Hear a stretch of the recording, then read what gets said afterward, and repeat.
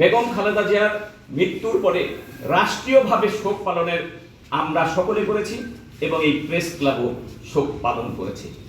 একটি শোক দিবসে ছাত্ররা কেন আসলো না, তখনও জানতে পারলাম যে হুমকি আছে, ধমকি আছে, মেডিকেল কলেজে থাকতে হলে, পড়ালেখা করতে হলে বিএনপির সংশ্লিষ্ট কোনো কর্মসূচিতে উপস্থিত হওয়া যাবে না। যে কারণে তাদের জীবনের ঝুঁকি, লেখাপড়ার ঝুঁকির কারণে তারা সেখানে উপস্থিত হতে পারে নাই। যার প্রেক্ষাপটে একটি কথা আমি বলেছি, আমার কথাটা ভুলও হতে পারে, মানুষ মাত্রাই ভুল, এটা আমি যত বড় নেতাই হই ভুল তো ভুলি। যদি ওটা ভুল, দুই রকমের ব্যাখ্যা আমি দেব। একটা হলো আমি নাকি মেডিকেল কলেজ বন্ধ করে দেওয়ার হুমকি দিয়েছি।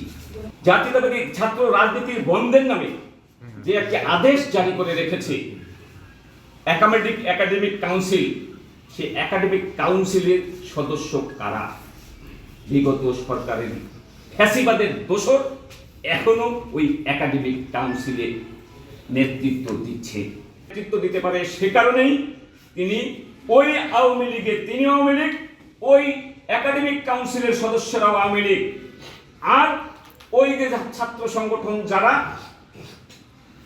আমি বলি না, অনলাইনে দেখি লুঙ্গির নিচে রাজনীতি করার অভ্যাস থেকে বের হয়ে আসতে পারে নাই, তারা ঐক্যবদ্ধভাবে এই ক্যাম্পাসে ছাত্র রাজনীতি নিষিদ্ধ করে রেখেছে।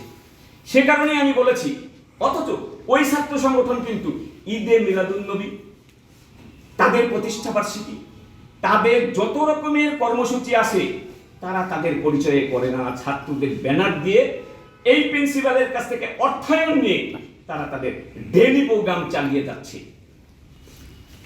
যে কারণে আমি বোঝাতে চেষ্টা করেছি যে দুটি সংগঠন একটি কাজ চালাচ্ছে আর একটি চালাতে পারছে না। যখন মুখোমুখি অবস্থান হবে তখন কিন্তু স্বাভাবিক সেন্সে ক্যাম্পাস বন্ধ রাখতে হবে। কথাটা কোথায় নিয়ে আসছে আমি? দুটি সংগঠন যখন সাংঘর্ষিক পরিস্থিতিতে যাবে তখন ক্যাম্পাস বন্ধ রাখতে হবেই, এটা সমস্ত ক্যাম্পাসেই রাখে।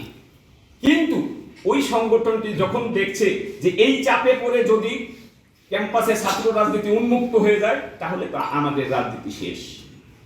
সে কারণে আমার কথাটাকে অপব্যাখ্যা দিয়ে তাদের ওই বাঁশের কেল্লা আরো কি কেল্লা মেল্লা দিয়ে তারা এই অপপ্রচার ভাইরাল করে দিয়েছে।